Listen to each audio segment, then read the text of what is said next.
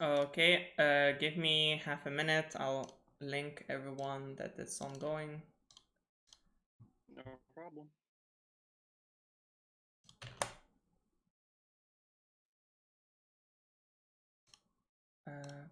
Boom.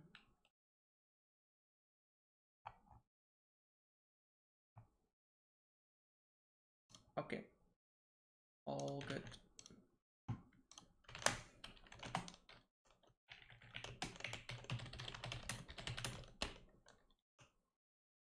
Java is now live.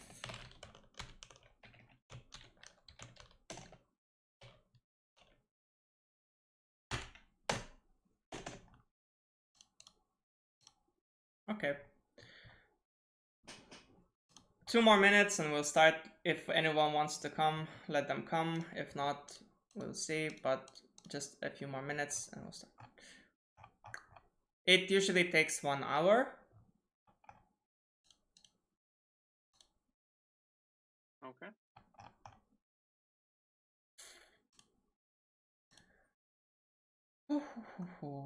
Okay. Let me grab a pen. Mark shit down.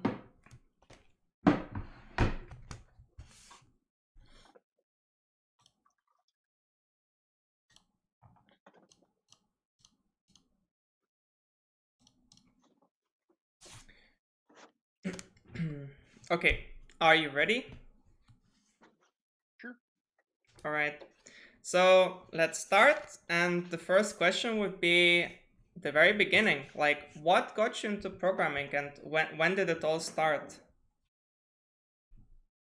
Okay. That's a good question. So I started programming early on in my teens. I want to say probably like maybe just before like 12 or 13, something right around there. Um, and it was video games actually that got me interested. Um, just playing video games and using like cheat codes and Yeah, everything. So for I'll, most I'll try of to the keep this people. Discord. Yeah, I'll try to keep this Discord terms of service friendly, but like reality is reality. it's okay. It's in the past. Yeah.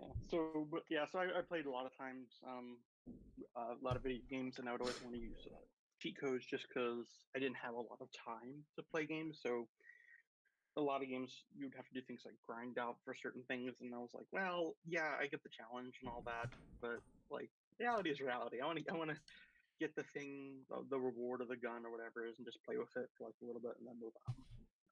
So in order to do programming on that level, you had to like learn how to like run scripts and stuff like these is like PC gaming. So you'd have to run things like script folders and like edit variables and shit. And I'm like, oh, I don't know what any of this magic crap means. So I just basically opened it up in like a notepad file or something and just started pressing buttons or not pressing buttons, but like typing shit like set this to true, set this to false, set this to 99, set this to 9,999. Right.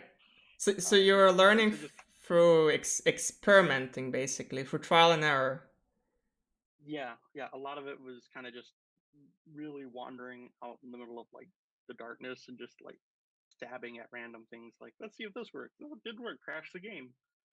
Hey, let's try value number two. So there wasn't really a whole lot of logic to kind of what I was doing. But then in high school, I did learn some stuff while I was doing there. Like I learned like booleans, true, false, like what is an if statement, an else statement, and like loops. Like, and I learned loops like in the sense of like a while loop or something like in like count out by one or two, but like not like a for loop or like a for each loop rather. So I understood loops, but like at a very, very, very rudimentary level. So that was interesting. But Okay. yeah, so I started high school and they had a programming one and a programming two class.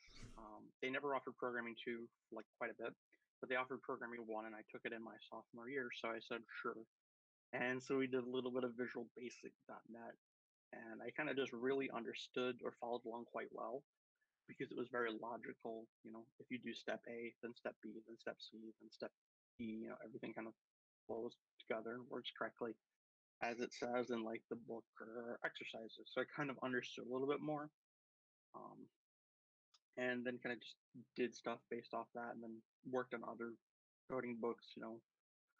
Uh, Not just Visual Basic, but things like C Sharp, Java. Uh, I don't think I don't know. I don't know if I did. I think I did a little bit of C++ at that time, but like C++ was just way beyond my level of caring or discipline rather. I think discipline might be the correct word. Right. So what was your first language? Uh, First language was I don't know if it's Clio. It was stuff that we used in like Grand Theft Auto games. Because those were some of the first games I tried kind of screwing around with. So Okay. I want to say it was like Clio or something. That's what they called, or at least that's what the script engine was. I don't know what, because it's all proprietary stuff when you get into gaming, so there's not a whole lot of, it's like C++, and then they'll usually have either an interpreted language or their own little language, whatever it may be. But after that, my first real language would probably, or more popular language would probably be Visual Basic, VisualBasic.net. Right. So what was the first thing that you consider like actually working and doing something slightly more than just changing a value, something non absolutely trivial, like something interesting, like Oh, impactful? sure. Yeah. So there was an old TV show called Knight Rider, from the 1980s. I don't know. Some people may not know that, but there was a souped up car in the show that could do things like jump over, like use like jets and jump over other cars and other bridges, have like laser beams, ride on water, and do all kinds of really cool stuff. And like the James Bond cars could do stuff like that. So I kind of wanted to develop those in the game, like have a car that could drive on water, have a car that could like shoot out like a laser beam or something and like kill an enemy or something, have a car that could like calculate jumping over the next car in front of it. So writing stuff like that and figuring out a little bit about the logic of how to do that, like vector positioning, getting the object in front of me, figuring out the distance, um, and the speed and velocity that it had, and kind of getting it to be able to achieve that effect. And then also something I really wanted to do was, in the TV show, it had it where the car would drive up the back of like a tractor trailer. So it would like drive up into like the semi, and like that was like its quote unquote mobile, like garage or whatever for it to like fix things and whatnot. So we also, so somebody made a mod and they had the model for that, but like there was no logic. So I wrote something that would get the car, like when you get closer you could press a button, and then it would do like an animation where it would like show the car like driving up the ramp, getting into place, locking in position. And then there was also one where it would like back out slowly and like down the ramp. Like it looked very smooth, because if you tried to do it manually as like a player, it just wasn't gonna work. Like shit would bounce everywhere, gravity, like all the physics engines would basically like throw shit everywhere, and it was like, yeah, that ain't gonna really work. So we'll have to do it as like an animation and have the game kind of just control the objects in place, but like loop over a number of seconds, and then just keep changing the position so it looks like a smooth. Okay. It was really cool, but yeah, I think that was the first non-trivial little thing I did. That was just because I was like, I like the TV show. I really wanted to replicate that in a video game and kind of play around with it and have that kind of thing. Right. That's very cool. And moving forward to your did you go to university after high school? Yes, I did. Yeah, I went into finance, Okay. finance and business management. Why? Because that's where I also wanted to go, but my teacher stopped me actually and said, "No, you're gonna be a programmer." So like, and this is the part where I have a very hypocritical view, which I know that, but like, I think college is very useful. There's a lot of skills you can learn, but it's also not very useful in a lot of ways, because a lot of it is, can you teach yourself something and kind of learn on your own? So there's some aspects to both. Um, Right. so there's that, but the biggest kind of reason is I didn't want to go into programming was a colleges are usually very behind on like what's latest and greatest in programming. Two is I don't like one of the things I don't really like learning is like by theory, like 'cause that's what I heard a lot of people talking about when I was in high school and like looking at majors and whatnot. People would say, well, when you go into programming, they're going to talk a lot about theory, like what computer science is, how chips work, all this. I'm like, that's great, and I'm sure that is useful, but it's not. It doesn't. It's not interesting enough to keep me involved in it, and not something that I want to spend thousands of dollars on. And so it was kind of something to where I can learn that on my own. I can get my own books and read them if I really want to know that stuff. So colleges were kind of behind. They weren't really teaching what I would have wanted to learn. And I already taught myself how to program in a lot of ways. So odds are there really probably wasn't going to be a whole lot for me to learn that I couldn't learn on my own by buying books or, kind of doing the self guided route, if that Right. makes any How sense. is finance That's why. different though? So that's why I picked a more business route. Now finance I would say is different because finance has legal rules and regulations, at least in the United States, where you have to have gone through various financial training and education to say that if you did become like a certified accountant, you would say that I have a degree in finance. I've my CPA exam. I've done X Y Z yada yada. But you actually do need to show like actual work doing all that. You have to go through the proper certification process. So with finance, that's kind of why I chose that is because you kind of have to do that. And then also, finance is a field that is it's stable enough. Like nobody really comes up tomorrow and says, "I got a brand new way for managing money." No, we kind of figured that out. But it's also so if you did learn about old stuff, it's still very relevant today. Like compounding interest, we came up with that hundreds of years ago. Still works really well today. Double entry accounting still works really well today. Treasury, bonds, stocks, again, 400 years ago, still works really well today. Right. So a lot of that stuff just, it's not as rapidly changing as technology is. So there's a lot of that. And then, yeah, that's kind of, I didn't know too much about finance. So it was something where it would be like, yeah, I would probably have to do a lot of that stuff as well. And then obviously finance because like, well, every company on planet Earth wants to know where their money is going and how to manage it and I want to know how to make money and all that. So I was like, well, people who know how to manage it probably know how to manage it, probably know how to make it the best or how to look out for certain things and like how to work with like taxes and whatnot. Because if you ask most people looking at their paycheck, like what do half the taxes mean or how do taxes work, they have like no idea. And it's just like, well, I don't want to have to necessarily be a Nobel laureate in finance, but I would like to know enough to where I could like file my own taxes and like Right. figure out how investments work and all that. Right. So that was kind of my drive for that. Did you program actively when you were in university though?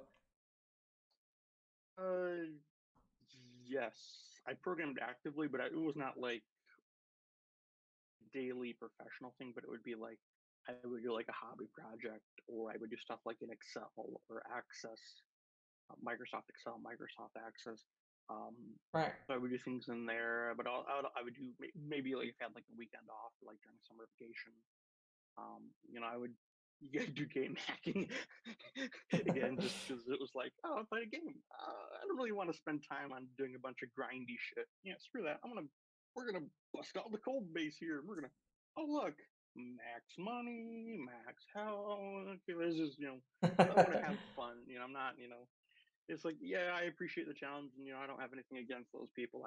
I'm short on time, and I want to have fun, and also I get to learn how games are made, and I also get to learn how game developers are stupid. Yeah. um, you know, this thing crashes. Oh, okay, I'll fix this son of a bitch thing. Yeah. So after you got the degree, did you or did you look for a job as you were in university or did you wait for it to finish and when did you find your first job? So I actually worked. just after high school. I got a job and went to university at the same time. You kind of just have to nowadays. University, or even back then, university is just not affordable anymore. So you kind of have to work a summer job, or you Uh, have to play some Parents don't help. uh errands, or were you saying parents? I mean, well, the way let's say it works in Lithuania is that for I'd say 70-60% of cases, you normally have either parents that help, and in other countries you can take a loan, like students loan, and the government covers it for you, and you can give the loan back in like 10-20 years, given that you are working in uh area that you were studying. Ah, gotcha. Okay. So I'll kind of answer that a little bit. Hmm. My parents were not very wealthy. Like we were middle class, Hmm. but we still, they still are middle class. So they didn't have a lot of money. They couldn't really set aside anything to help me out. Right. Um, Two, that would have been just before like the Great Depression. Yeah, I'm over 100 years old. That would have been like just before the Great Recession, but just after like the dot-com bubble. So there were things where like the economy was just not doing very well. So my like the parents didn't have a lot of money. Second thing is for like the loans and that kind of route. Um, Considering the fact I was going into finance and I did know something about money, I wasn't completely pointlessly stupid. Um, I didn't want to take out debt because like debt was like my number one thing. I didn't want to go into debt. Just Right. didn't want to do that because the thought process was, okay, you get student loans, you spend like $40,000 on that, then you when you graduate, you have to get like you want to get like a house or something, and then like a car. So you're already like well over $100,000 in debt, like almost 150,000 or more. So it was like, well, yeah, I really don't want to start life off negative $150,000 like that. That's just a really bad starting position. Yeah. So I kind of said, I don't want to take out loans if I don't absolutely have to. I'd rather work at the same time as attending college, and then kind of just do it that way. And the other thought process was, as I work, I get experience. Like graduating college, I can say, well, I've worked for 4 years. I have work experience. I have references. I have knowledge of certain industries and certain things, and also a college education. So, I'm 4 years ahead of everybody else essentially. And Yeah. also, I don't have a crap ton of debt or any debt at all. I think when I left, I think I had about $5,000 of debt. I had to take out a couple loans, but I didn't. I never went nuts with it. So $5,000 is much more manageable than like $50,000 with interest. Yeah. So that was kind of the approach I had operated from So for what that. was your first job? Like, what did you do? Like, what was your routine at work? And uh, So yeah. my first job was working in HR and accounting, because obviously if you're going into finance, a lot of those fields kind of overlap, or there's a Yeah, lot of that's very you lucky. I consider that being also lucky, or am I wrong? Because you managed to get into the area that you're also studying, or is it normal that you get to work there, like where you want in the same area?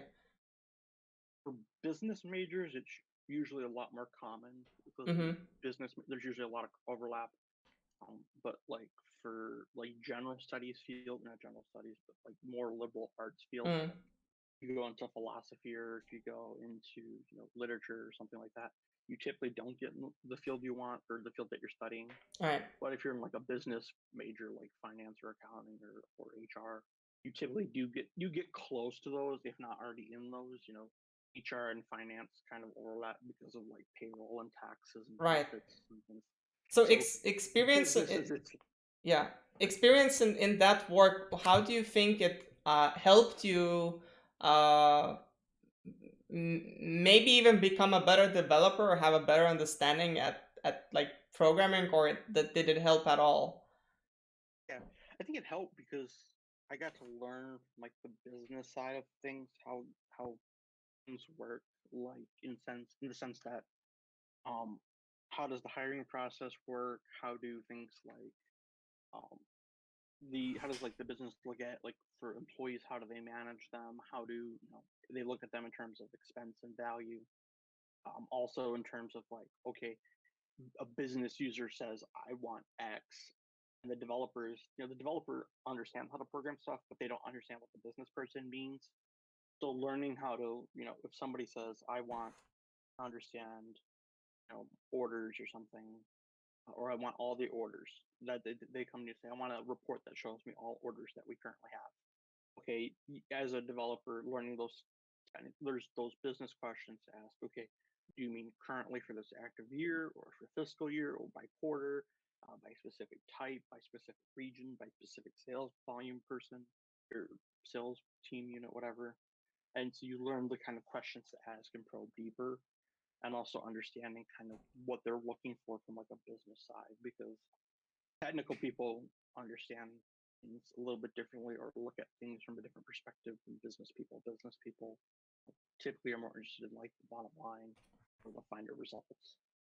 All right, So and it did help. It just helped more in like the understanding it from like the business analyst's perspective. right, it makes sense. So from there on, how long did it take for you to get into actual professional programming?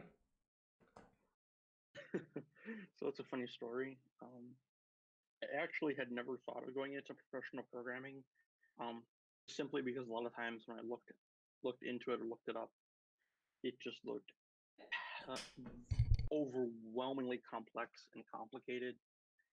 People were mentioning things like you got to use source control, continuous integration, development environments, pipelines, containers. You got to use the latest frameworks and libraries and all this tooling and all these other. I'm like, holy shit! I'm like, you guys are just going like way overboard. I'm like, I don't think I really want to deal with all that. But one day I was working on something. I was working on a couple accounting reports and a couple depreciation things we were doing. And my boss had went on vacation, and he said, "No problem, don't worry about it. I'm gonna have one of the other VPs. He'll sit down here at the office for a week or so. I'm on vacation, and he'll help you guys if you need anything. If you're not getting any input from other departments or anything like that." He kind of just it wasn't like chaperoning, but it was also like having somebody if we needed like movement or somebody to sign checks or invoices or anything like that that we were doing. I said, great, no problem. And so next week, guy comes down and we're working, and he peeks over to what I'm doing, and he notices I was doing some Excel and Access programming, and he asks, "Hey, what are you doing over there? Look kind of interesting." And I go, "Well, I'm just programming some stuff. I'm just trying to get some spreadsheets talking to each other and some databases to kind of make life a little easier." And he said, "Great. Do you know how to do programming?" I said, "Well, yeah, I've done a little bit of it, non-professionally." He goes, "I have a couple projects that I'm working on. I'd like you to take a look at them and see what you kind of think, if it would be something you'd be interested in." And so I was like, "Sure." I'm like thinking like, oh, he has a couple Excel spreadsheets or something, that somebody has royally fucked up. That's what people do. So I said, "Sure, no problem." And then it's like a day or two later, he comes back and he shows me a couple C# projects he had developed, like a web warehouse portal, web portal, some sales software he had developed for the company internally, some reporting software that we or not, SQL reports and those kinds of things that he had kind of developed, and some databases and some iPad stuff he was doing, and some other uh, prior to iPad, like Windows mobile stuff, and not like mobile phone, but like super duper old mobile stuff that works on things that are like for industrial purposes. And so I was like, yeah, that looks interesting. Let me take a peek. And we did, and just at one point or another, eventually, I got transferred from the accounting and finance department into the my own position, programming and IT support software development.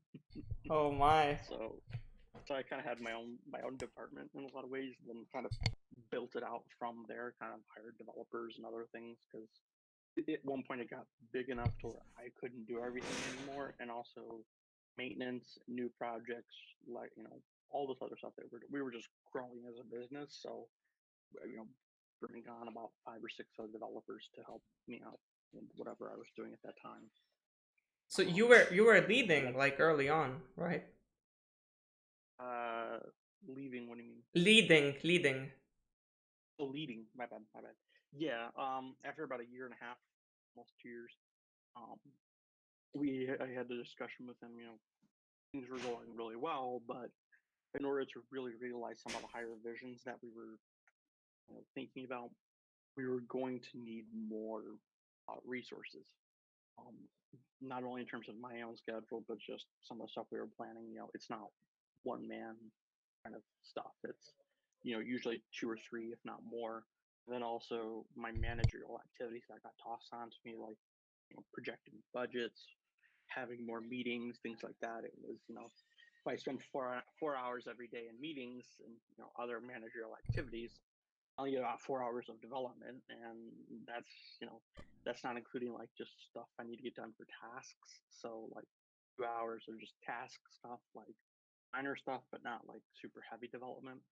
So if you only have like 2 hours left or 2 or 3 hours left, you really don't have a lot of time to know sit down, focus, think about architecture, think about planning things out, think about testing. Like you're just like it's just not as productive. So I kind of said, we need to bring in people who can do more of that stuff, and then like I'll guide them, I'll help them, I'll mentor them, and kind of still do coding on a day to day basis, but I'm not doing the majority of it. I'm doing like 10 to 20% of it, and I'm usually mentoring or reviewing stuff or like handling edge cases or something that's very it's either business specific or it's something that like from a technical perspective it has a lot of complex and moving parts, so it's something to where I'll maybe take a peek at or look into or something. So Right. yeah, yeah, I was leading just shortly after I had kind of started that position or made that position rather. So what exactly were you doing in when it grew a bit bigger? Like, were you still doing access and sheets, or I mean, the manager showed, not the manager, but your colleague showed you the warehouse management web portal, some software, and so on. So Yeah. were you working on that, or was it something else Yep. and just an intro? Yep. It was a lot of it was that in terms of just refactoring because that was a project that had been developed for over 10 years, but nobody had really spent the time to refactor, bring it up to date, fix certain small issues, not bugs, but issues where that could be optimized more. We could move that out to make it a little bit more flexible. We could add a couple features that accounts have been requesting for a while. We could fix a couple things here and there to make things a little bit more flexible because it was originally designed. We didn't anticipate having this many warehouses or this many um, implementations or this many offices and sales units across different time zones or across different regions. You know, North America, Europe, whatever. So a lot of it was kind of just you know, here's something that was developed over 10 years ago and really has not had a lot of active development since then. So it was like rebuilding that, or not rebuilding, but refactoring it, building on top of it, and a lot of things like that, and fixing small things. And then for sales software, a lot of it was like, okay, we need to change some things. We need to make things more flexible and tweakable for new metrics we're trying to implement and support. We also need to make things a little bit more user friendly in terms of mobile devices, things like iPads and phones and tablets, things like that. People want to start using the software on those. So if we can either make an app for that or make the web interface a little bit more mobile friendly. And a lot of this is, stuff that's written in like C Sharps, Objective C, Xamarin, Swift, ASP.NET. So it was like true, proper programming languages. It wasn't Excel anymore. Um, so yeah, that was kind of a lot of what I was working on. Right. And what was the next, like, are you still working in that position? And what was the next position if the answer is no? So I'm not still working at that position. I left because there was some funding issues the company was having. It wasn't this year, surprisingly, it was last year. Um, there was increased regulation that was getting added onto them, and then there were also issues of funding for my department, and then also some nepotism was coming into play where certain executive managers were, I want my son or daughter to have a job at this company. Well, I'm sorry, your son or daughter is a crackhead. You can't have a job anywhere. Well, yeah, but I'm senior vice president of something, and I don't give a damn. And I said, Oh well, shit. they're not working in my department. And I said, because they can't do anything. Like, well, give them, can you teach them or something? And I go, well, no, because this is not an entry level position. I don't have that kind of budget. Well, yeah, so there was just a lot of politics. And I was like, you know what? Here, you can manage the department if you think you're so smart. And I just kind of left. I found another job that I do have been doing for a while now, where it's a proprietary language where it's mostly 3D modeling and manipulation, where we do things like it's similar to VR, but it's not VR. It's more like building out floor plans of like offices and things like that, Visualization, like basically, right? furniture. Like So again, visualizing layouts. yeah, like yep, exactly. Visualizing layouts, putting like the if you were to lay out an office, how would that look? Or if you were to lay out like a convention center, I- or if you were to lay out like a skyscraper or something. in VR, in 3D, like, mm, It's like AutoCAD 3D, but we have a custom right, language, or they have, I should say, I didn't make it. They have a custom language and a custom platform that does all of it, but it's like AutoCAD level kind of things where there's right. not that much sophistication rather. But like we're developing that platform as well, and also adding on things to make it easier and faster to build very large projects. Because like for example, if you're building out a skyscraper, it's to place every little thing is a pain in the ass. But if there was ways to make that faster or more efficient, we can do that. Or if you're building out like a college campus, or if you're kind of laying out all those buildings and laying out like, okay, how's each floor going to look? How's all the connections, like wiring and electrical? We got to like, how are we going to do that? And creating rules for like fire codes and safety codes and local ordinances and then different states. Yeah.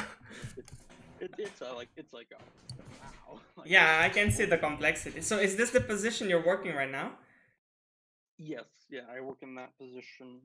I'm a senior developer in that position. Um, it's a very large team.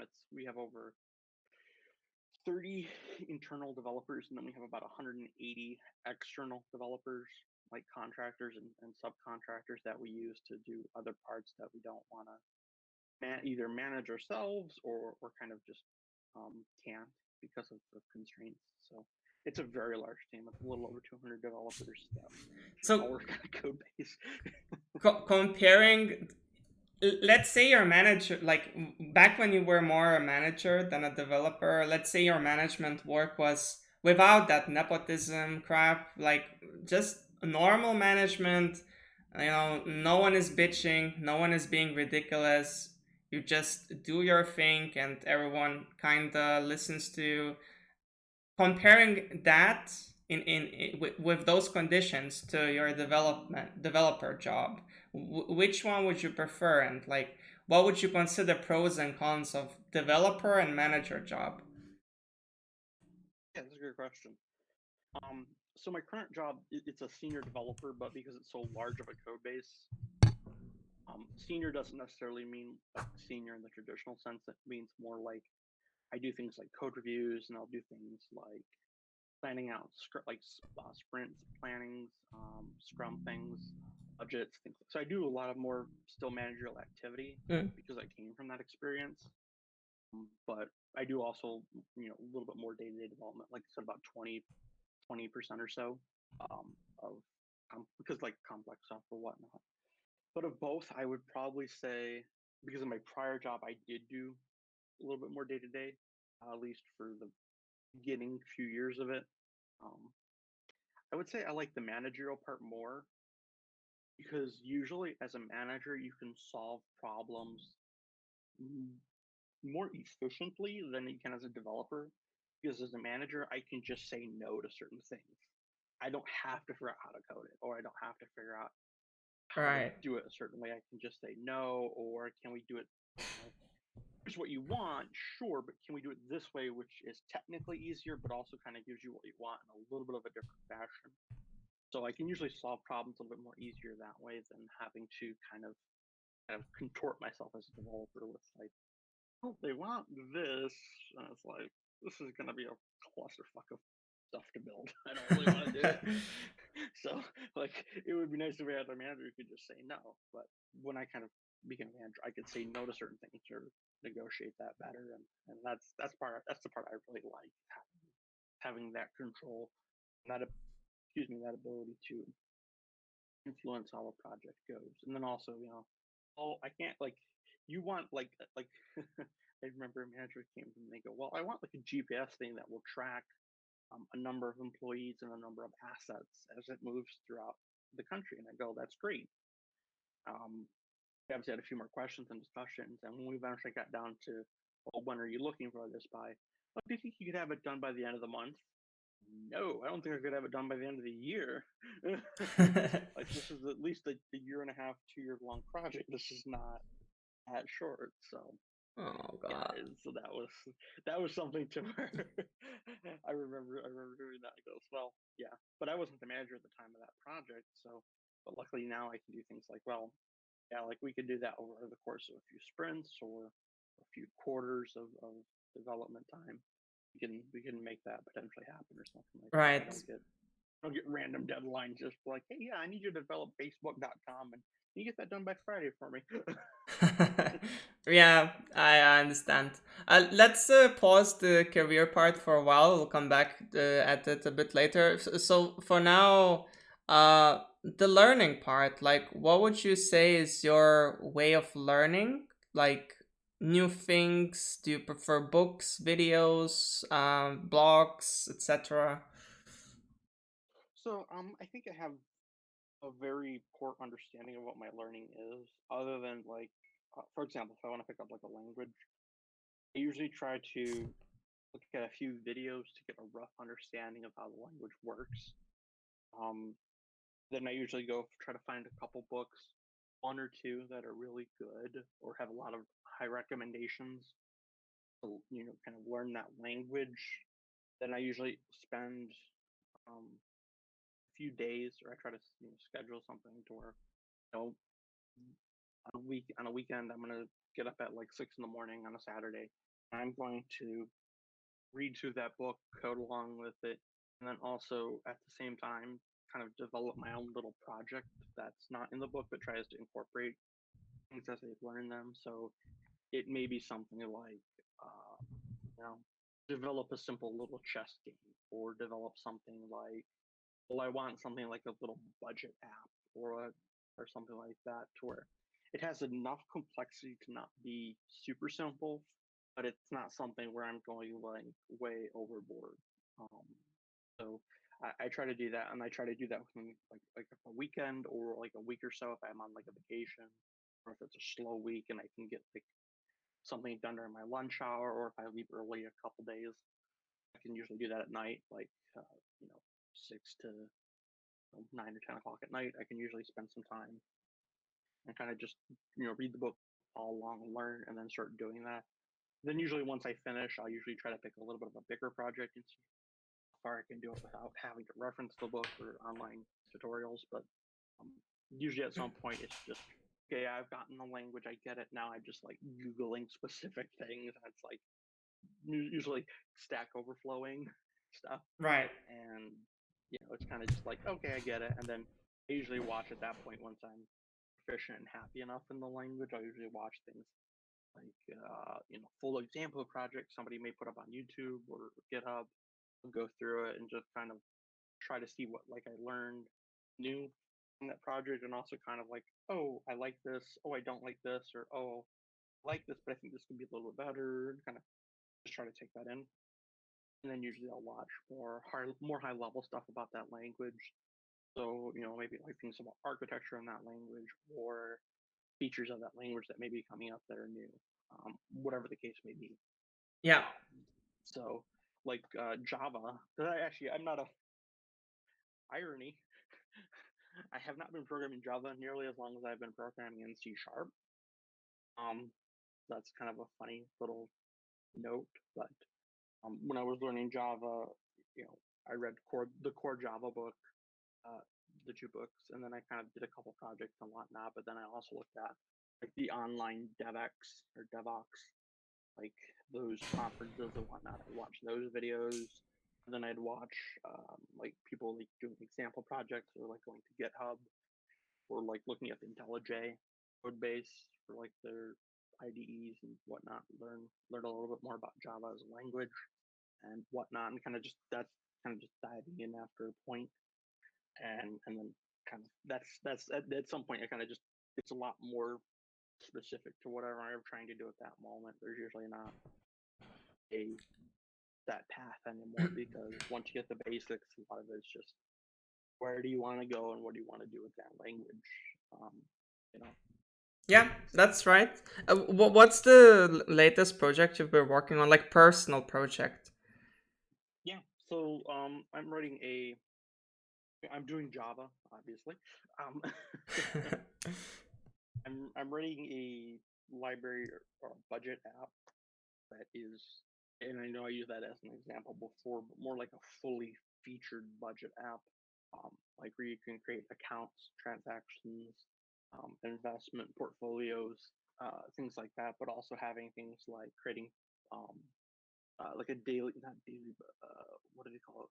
A register of transactions. So you can like, you can keep that going, cross check it against a budget that you may have going or against different budgets. If you have, let's say, regular budget, and then you may say, okay, well, in the months of September to January, I'm going to not use my regular budget. I'm going to use a savings budget to prepare for my next summer vacation or something.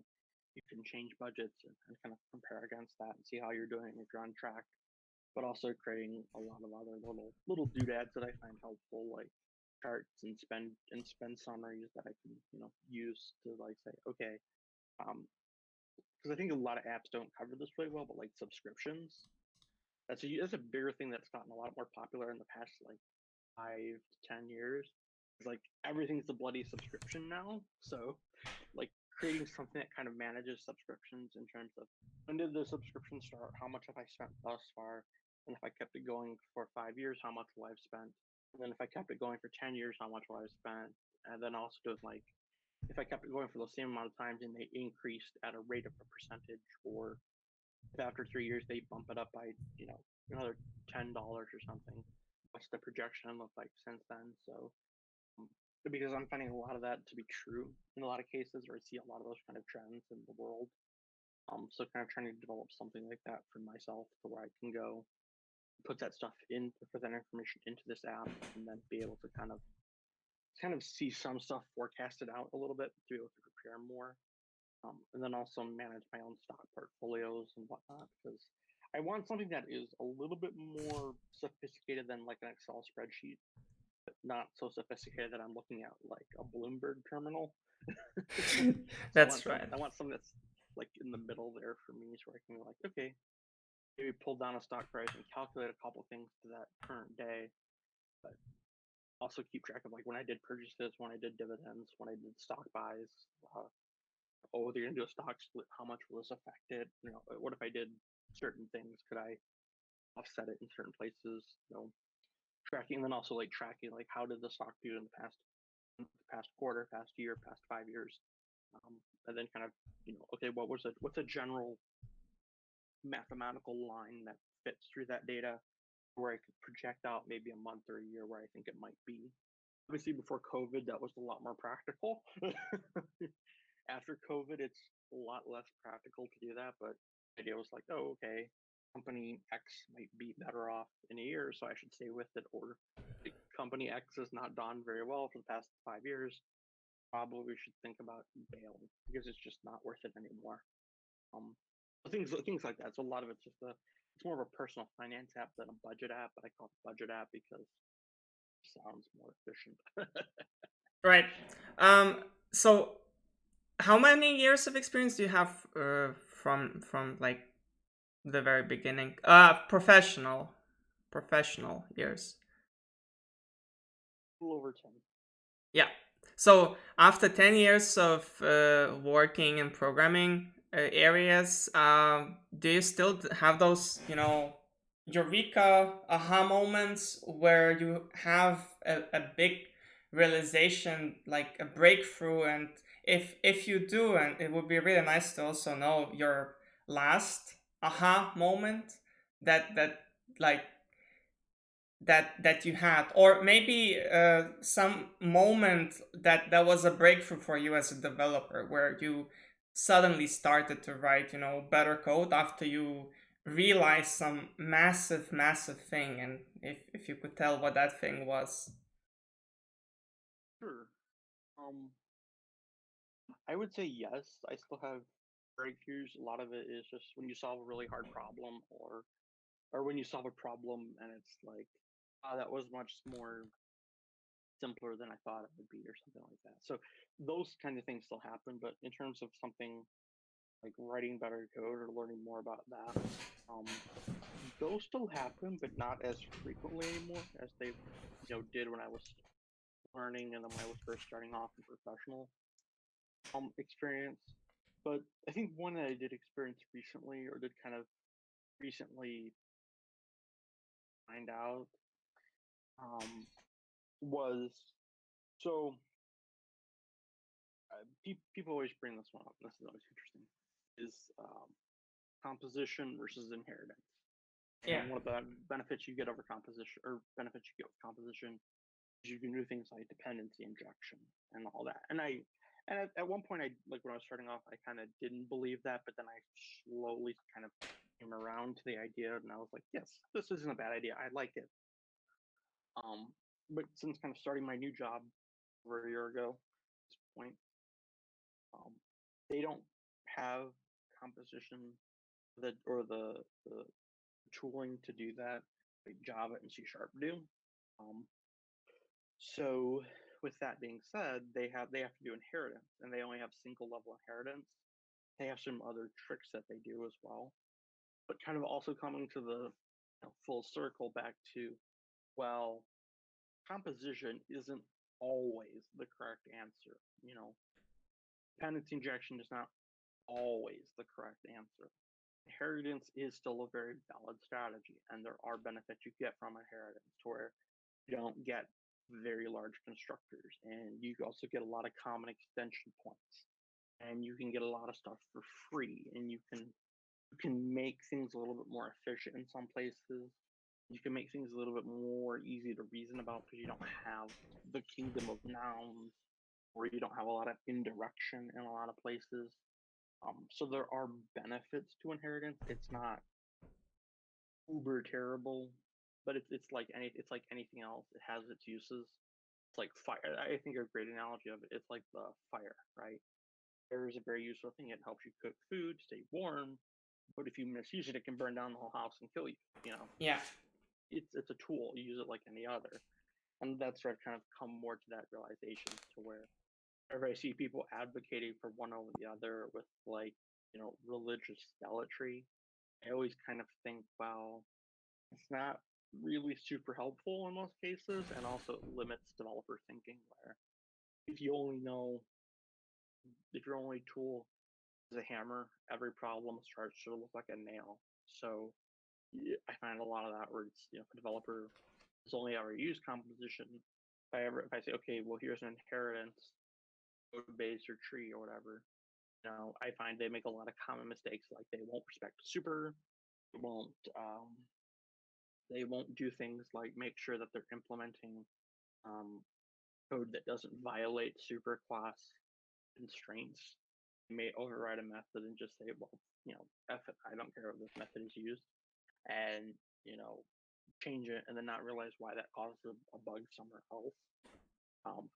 For good or bad, one reason or the other, but it's just something to where if you don't use the tool ever, or you think the tool is so bad you'll never use it, when you're forced to use it, you don't know how anymore, or you don't know how because you never have.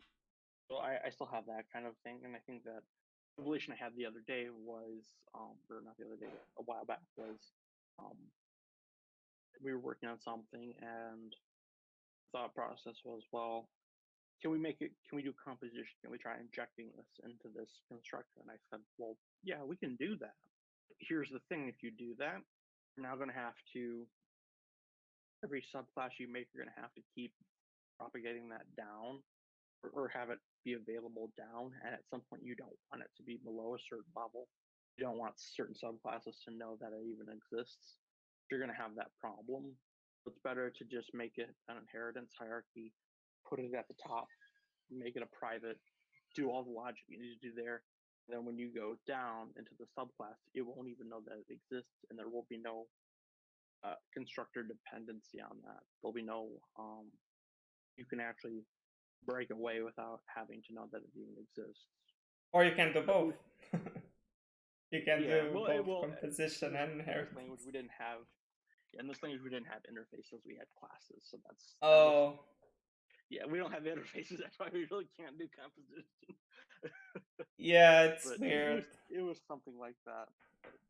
It's specific to the language we have, and it was just something to it was like, this is kind of cool that we can do this, or not really cool, but forces you to think outside the box in some ways. Not even abstract classes. Not even abstract classes you have. They have a way to force abstractness onto a class, to where it can't be instantiated directly. It can still be instantiated, like you can still new it up. You have to know how to do it, like through the reflective tooling they have. Like you can't just go like new blah blah blah. You have to know how to do it through reflection. So it's like it's abstract in 95% of cases. You can make that class abstract, but it's not abstract in like the purest definition, like in C#. Right. Put abstract on a class, you can't do it up, even if you do reflection and all other sorts of magic. Right. As far as I know, there may be a way to do it in C# or something like that. If you really dig into it, you may be able to break the C# compiler, but at least in this language, yeah. With code emitters, you maybe can. I don't know. Yeah, exactly. So. So. Yeah, that's. So you mentioned that you like reading and then putting what you read into a project, basically. So do you first read, say, the whole book and then do a project, or do you do a project as you read the book? I read about maybe 25 to 20% of the way through the book, usually enough to just cover the basics, like this is a variable, this is how you declare it, this is what a class is, this is what a method is. Usually like right about there. And once I have the bare bones basic syntax, I usually then start the project along with the book or whatever they're trying to do. I try to maybe start like an example project or a learning project that just does it as like exercises. So it's not like an app. It's just like, okay, chapter 1, lesson 1 kind of thing, a bunch of classes like that or something. Kind of try to follow along with the book and learn the syntax after that. And then I finish it to the end, but I also have projects going as I'm doing that. So for the beginning, I like to just get through the basics, the language or like the basic syntax first. Okay. Because a lot of times that's just easy. Gotcha. So back to the career, and the more interesting part is, and this is a two-side thing. So in your career, what major fuck ups have you made? If you allow, if you don't mind telling us, as a manager and as a developer, like those two sides would be really nice to know. Oh, there isn't enough paper in the universe for that. Yeah, so yeah, that's a valid question. I still make mistakes even to this day, so it's not. Don't ever think developers stop making mistakes. Right. I think one of the mistakes I remember that was most interesting was we were rewriting, not refactoring, full rewrite, an application, and I didn't test it. I didn't like even not like test it, but like I ran it, it compiled. I could get to certain pages, but I didn't click all the buttons or whatever. Right. So I ran it, looked good. We'd spent some time on it. I didn't understand. I didn't understand this project fully. I understood it at a Oh surface level. man. I'm like, okay, looks good. Let's deploy it to production. We Oh did. no. We deployed it. Worked good for like the first 5 minutes. Everything went fine. Server ran, booted up back correctly. Website was live. You were good. Everything was fine. People could log in. People could get to the pages. Yeah, problem was nothing was saving to the database. Nothing was emailing out to people. And then at one point, there was a time zone bug or something that we didn't factor into, and it was like, shit, fuck, damn. And then like the other thing was I had a manager, right, and not even the DevOps person, the person that managed all of our infrastructure at that time. They said they didn't want to roll back anything. They wanted to leave and go on vacation. They had to leave early that day. And I'm like, yeah, that's great. Roll the damn change back. But I don't want. I'm about to head out my office, and I gotta get on a plane in like an hour or something. I'm like, yeah, that's great. Roll back the damn changes. We fucked up. Oopsie, we made an oopsie. So yeah, that was I got quite a few emails at that point shortly thereafter. You guys are fucking idiots. You don't know what you're doing. Why do we pay you money? You guys get your degrees on the back of a cereal box. What up with this? You broke my thing. You cost me this money. I could have lost this account. I'm like, thank you. Got the point. And only had like 50 emails later. Oh That was shit. in the course of the first 30 minutes. It was like, damn, I got the problem. But yeah, so that was probably the like from a development perspective, that was a little bit of a oops. Um, from a manager perspective, that's a good one. I think from a manager perspective was this I got one. Um, we were, we started a project off in February, and we were told it's going to be ABC. I said, great, we can get that done by May 1st. I was like, we can get that done by May 1st. That's what we're going to tell them. Internally, we're going to see if we can get it done by April 1st. Give us some buffer. Mm. Um, that was on February, beginning of February. About 2 to 3 weeks later, I had a check-in meeting with the business analyst of that. I said, we're doing good, blah, blah, blah. We have a couple questions after we've started some stuff, prototyping it out, asked a couple questions. And like, no, we're not going to do that anymore. We want to completely change it to a different account. We're going to now do DEF and this, and we're going to do this, this, and this. And I go, whoa, we've completely changed what we were doing. We can't, like, this is a completely separate project. What are you doing?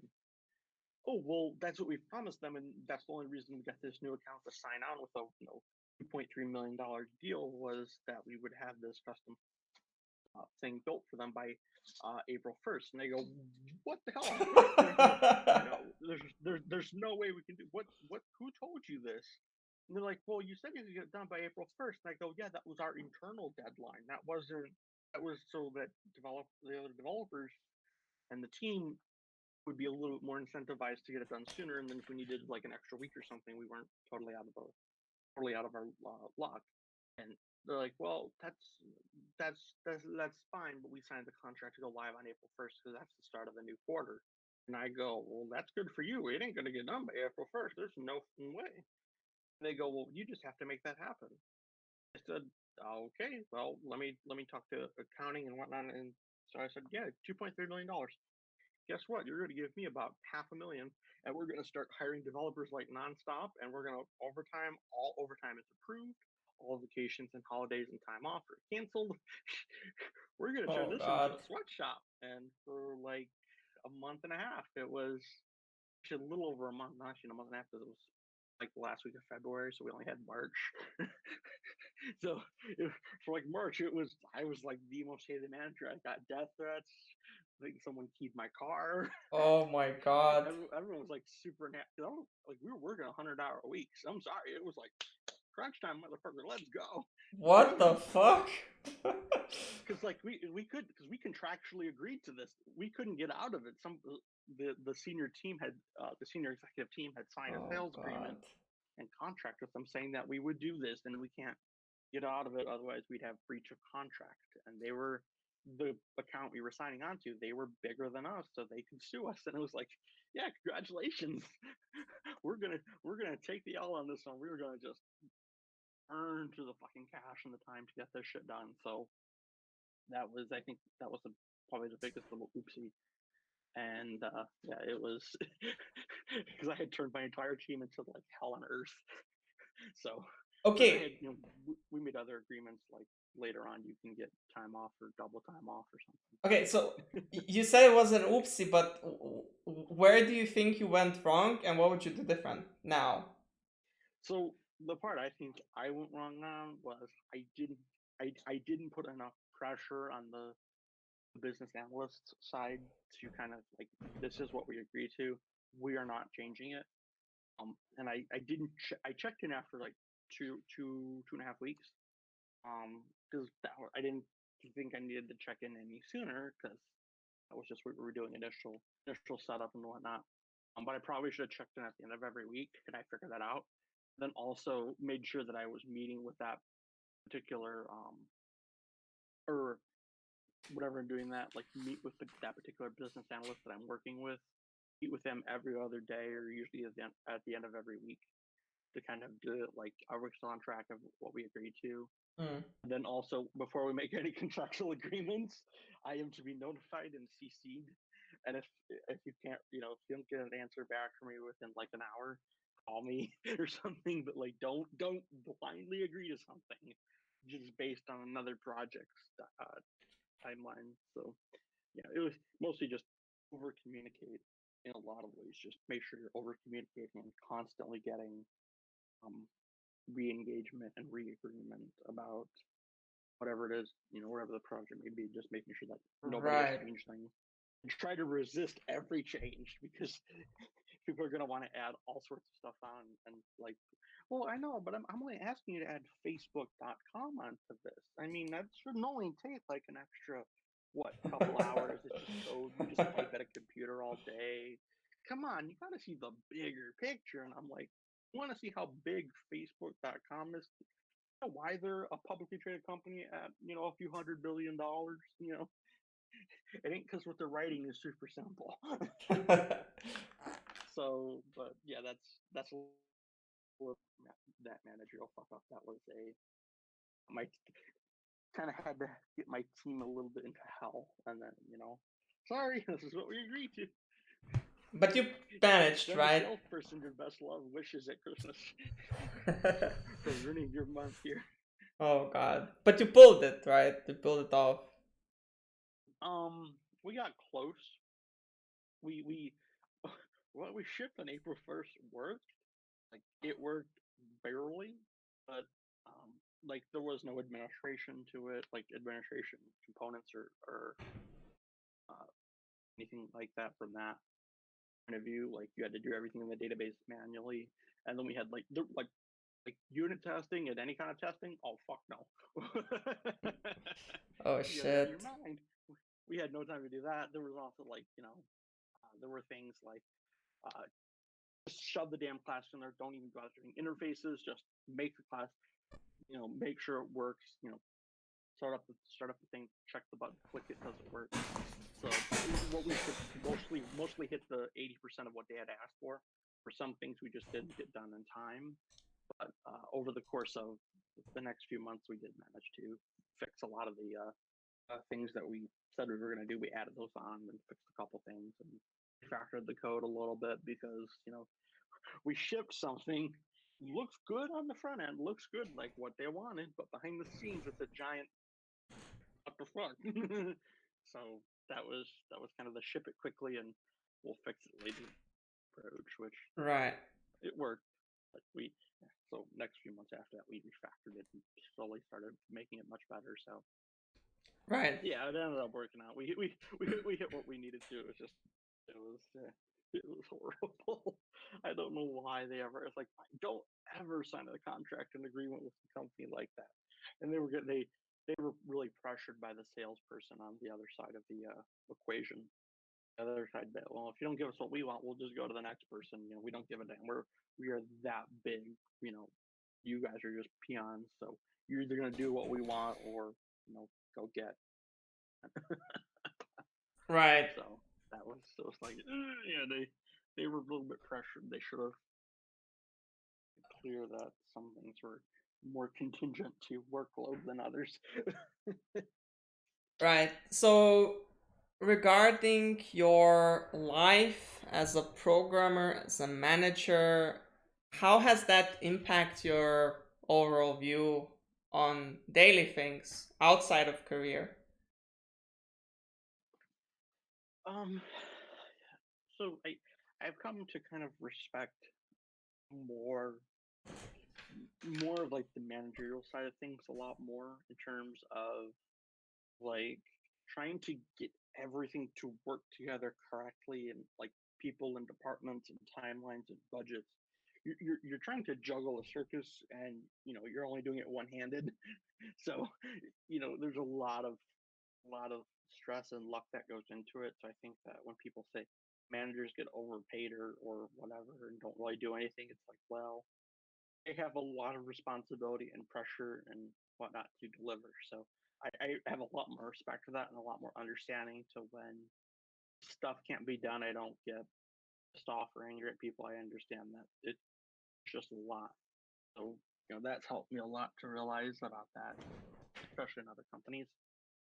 Programming side of point of view, I have a lot more respect for software in general. Like when people develop apps or something, um, understanding that it is hard, and usually, if what you see is just that's the finished product. You didn't see how it was made and all the refactoring and work that was done and redone and whatnot.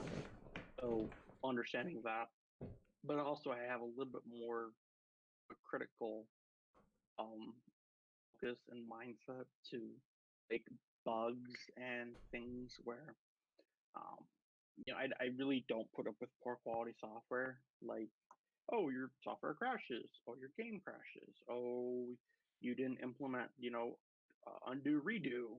You didn't do basic things that normally would be in every program, or you didn't do it very well, or it's not very efficient. I'm usually not very enthused about that. I usually, why does your program not have this?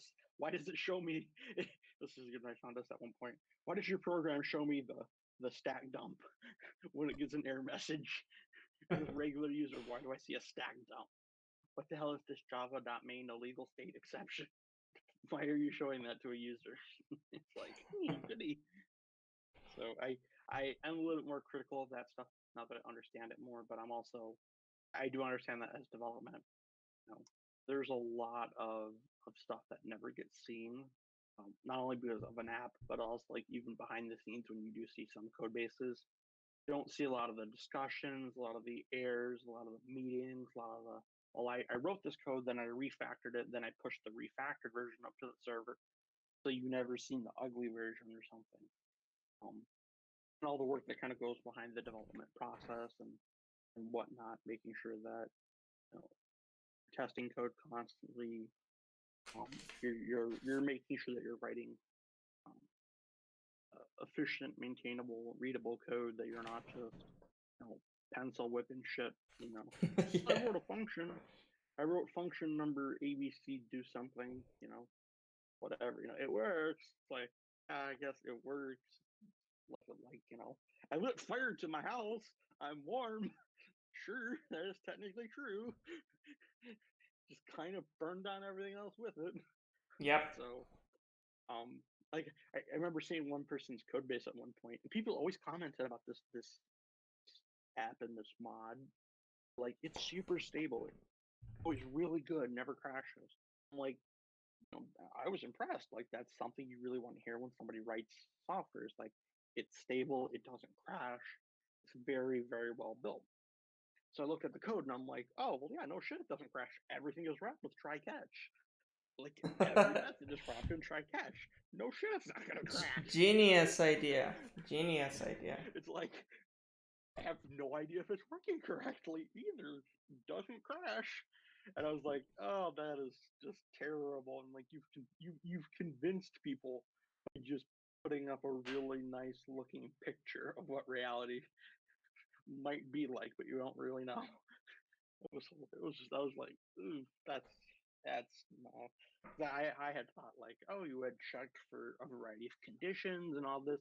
Nope, just try catch. And I will add this, didn't even try catch correctly. Just try blah blah blah, and the catch would be just swallow up any exception and just ignore it and move on. It's like it's like great. Shit could have just not come into the database randomly. That's that's awesome. Jesus. So and you have no idea of knowing about it. It's just yeah. So that was something to where I was like, oh, I don't tolerate that anymore. And I don't like when I see that. To me, it's like no. But yeah. Also, I want to tack on one thing from a managerial perspective.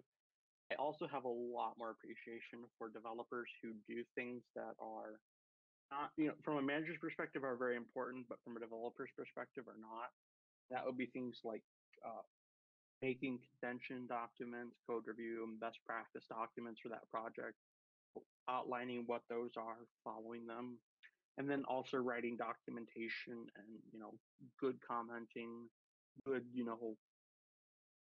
good API documentation and good user documentation and good examples and that meta stuff about development that never really gets properly appreciated. I don't think, Right.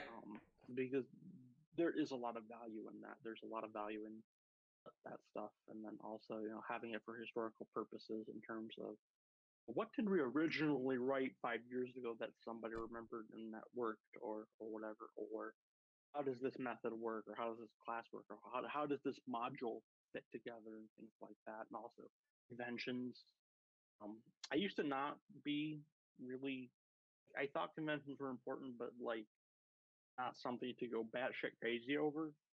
But then over the years, I have realized that conventions are ways to make code faster in terms of readability, because you can understand code when everything is kind of done the same way versus one developer uses snake case, the next one uses camel case, one of them doesn't use any form of delimiter and everything is just one long damn line. The other person never comments everything. The other person writes down like 48 paragraphs for set name. They wrote down 4 paragraphs as like a Java doc. you know one person never ever checks for null. One person checks for null on everything, checks for null on, it's an int. It can't be null. Well, yeah, but I'm going to reflectively check that it's not null. What the hell are you doing? Maybe it's an integer. It's Java, you know. You never know. Yeah. Well, actually, it was C. It was C sharp. So he reflectively he took an int, reflectively checked that it wasn't null. I'm like, if it's null, What the fuck? everything else in the code is broken completely because you've just violated C sharp constraints. What the Like, fuck? yeah, he was like, well, null is the $1 billion mistake, and I go, well, yeah, but let's not try to spend 8 trillion fixing it. But let's think this out a little bit, But let's look at the bigger picture here, than the reality as a developer. So yeah, that's something else I really come to appreciate is the engineering and the best practices and architecture that goes into a well built code base. So yeah. All Oh, right. Nicholas.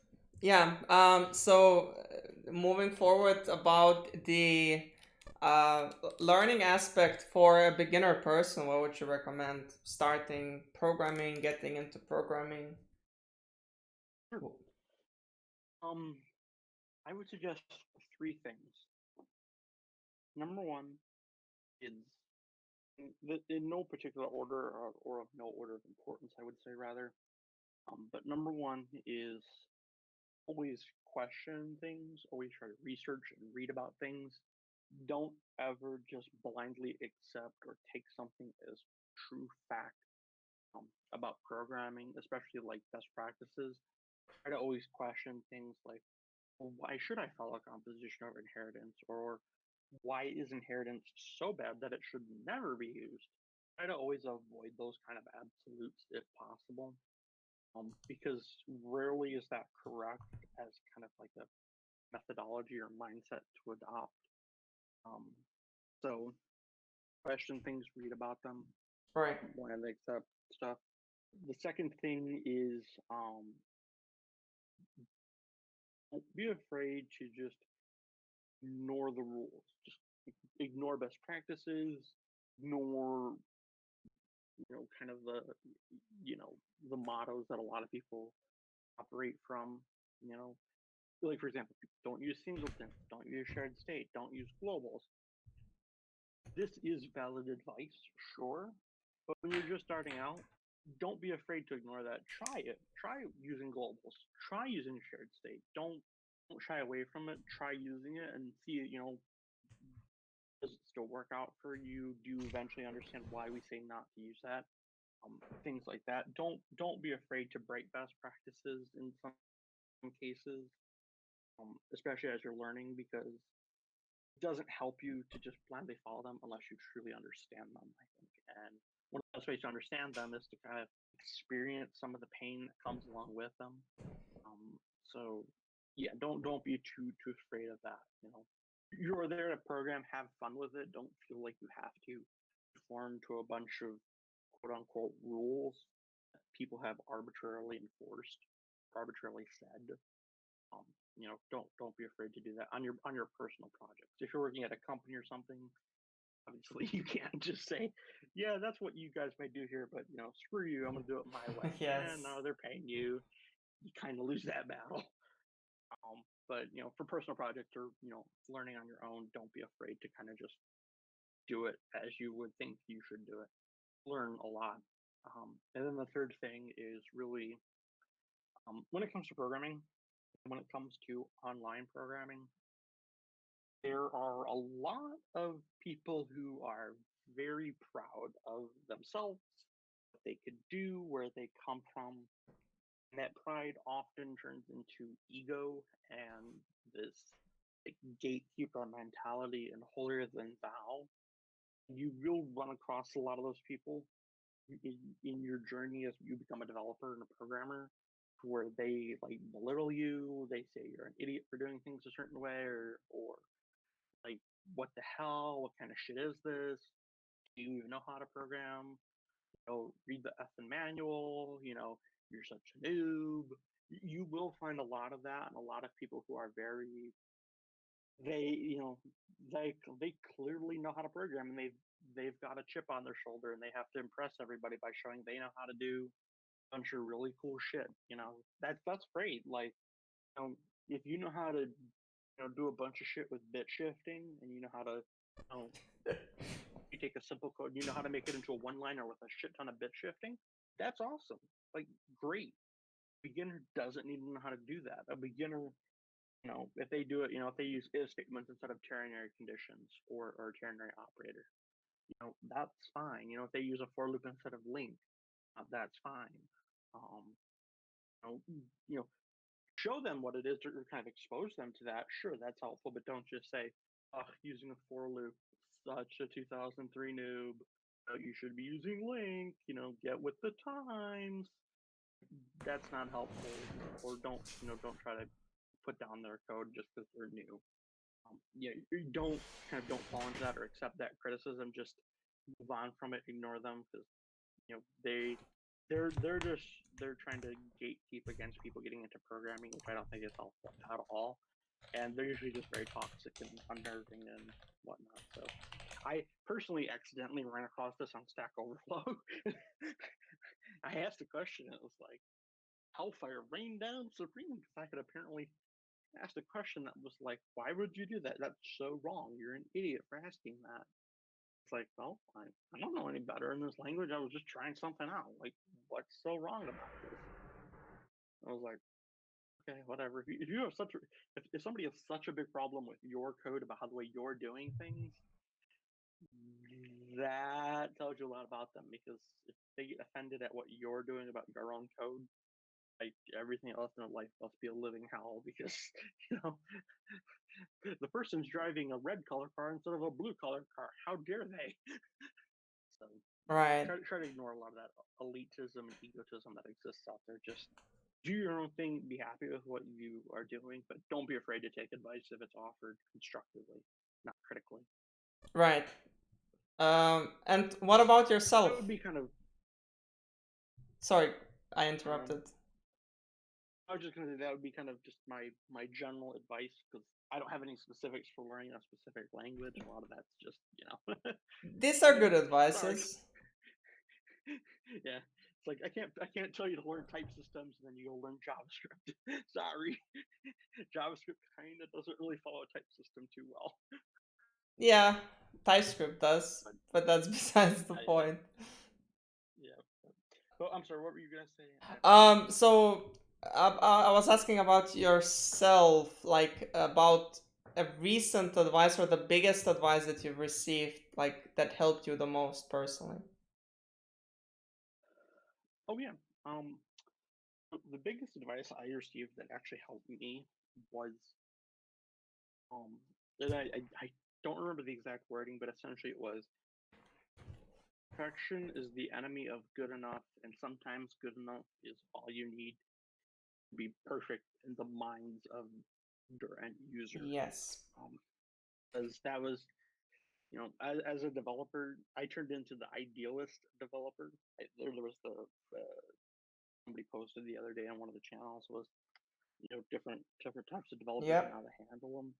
One I think I identified the most with was the idealist, which was like there is perfect code or like a close to perfect architecture or something, but to get there is kind of um, more work than it's worth.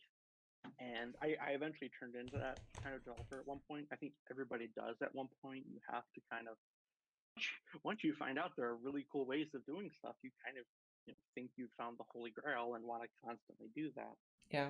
But if you have a good mentor or somebody you work with a long time that will help you, they will steer you towards the yeah that is that's nice, but the reality is sometimes you can't develop perfect architecture or perfectly separated things. Sometimes you have to sacrifice to good enough and just kind of go with that Yep. approach and just yeah. And so that's something I found really really helpful in my career because it solved a lot of problems where it was like, but I could make this more decoupled. I could make this a little bit better. It's like, well, yeah, but do you really need to? Yeah, probably not. Like, no, it's good. Don't perfect it. Just be happy. Don't gold plate it. Right. But that was probably the most helpful advice I had received, more or less. The way I had, the way I had learned that was because I was doing something where I was developing a report for somebody. I had spent about 3 hours. I I was still learning the report language that they were using and figuring out how to do this, but I had wanted all the grammar to be perfect on the headers for the various columns. If there was only one entry, it wouldn't say items, it would say item. If it was a possessive, like user's account, would just say users in the plural form if there were multiples. I tried to fix all the apostrophe and the grammar and all this, to make it really perfect as the header. Then the mentor pointed it out that's like nobody really gives a shit. They're just looking at. They don't really care if it's multiple or like there's an apostrophe or not. Don't try to go overboard with it. Yeah, and That was I the big one. actually regarding that, there is a really nice saying that consistency is sometimes even better than perfection. Like, if you Hmm. don't plan to rewrite everything, I mean, if you don't have time to rewrite anything or part of it, it's better to be consistently bad than being perfect at some places, but not so perfect in other places. Like, the contrast is worse than being consistent. And a good maybe a good real world analogy for that is you have the salesperson that you know, they can book a $10 million account. It's great, but they never show up to work on time. They're never at meetings on time. They have a little bit of staff. They've got an alcohol problem. yada yada yada. But just because they can book a $10 million account, that doesn't mean you should still hire them. It's better to have the salesperson who maybe will book a $10 million account every 10 years. Will book smaller stuff in between, blah blah blah. But is consistently on time, doesn't belittle their staff, doesn't miss meetings, isn't an alcoholic. Like, yeah, consistent and reliable is more important than Do you think business than thinks that way, like in general, like the average business? I was gonna say that I had a good answer. I guess, well, it depends on the business. Yeah. Some businesses are very bottom line. Some of them are more, they realize that businesses are composed of human beings. And human beings aren't robots. So, but I would say the average business has a fine line where, depending on what you're doing, some stuff is more valued in terms of consistency and reliability, whereas in other fields, sometimes, extraordinary is a little bit more important, or being able to deliver big is more important. I would say on average, most businesses would prefer consistent reliability versus anything else, because at the end of the day, that's the long game versus the short game. Yeah. So they'd much rather have that. So that's just something I've found. I mean, some business, obviously, if you're in, like, this is kind of why I got out of finance, but like, if you work at like a Wall Street firm or something, those places are like just notorious for people who have, it's just a race to the bottom in a lot of ways of your sanity, where only thing that matters is that you hit your quota, your trades, unlike the trading that you do and whatnot, that you make the company money. You don't give a damn about anything else. You could be a drug addict, you could be a rapist, a pedophile, you could be, doesn't matter, as long as you're making the partners and the people above you money, they don't give a damn. And that's the thing where it's like, well, yeah, I don't really agree with that philosophy, because it tends to turn into a lot of sniping and a lot of, not office politics necessarily, but a lot of, I'll do anything to screw you over just to make an extra buck, just to look better, and just to, they'll be here tomorrow kind of thing. So, Yeah. does that kind of answer your question? Yeah, I think so. Uh, I mean, my intention was to try to understand, is business it's, does business see the rationale behind hiring someone who is more stable, consistent, rather than looking great, but no, not through all sides and not consistently so. And yeah, I mean, as developers, we can think rational, but does business think rational, like normally, or do they just get overthrown by greed, and that is what influences their choices? I was wondering that. I also think it probably depends, like in programming, right? Like I think I said earlier, you can, you know do something really quick and dirty just to ship it, then go back through later and kind of fix it and do it the right way. I think businesses kind of do the same thing too, where in periods of ramping up, they might hire a bunch of really, people who are more of the, um, not as stable, but more like, I don't know what the word you use, but they're more spectacular, quote unquote, but are, you know horribly inconsistent.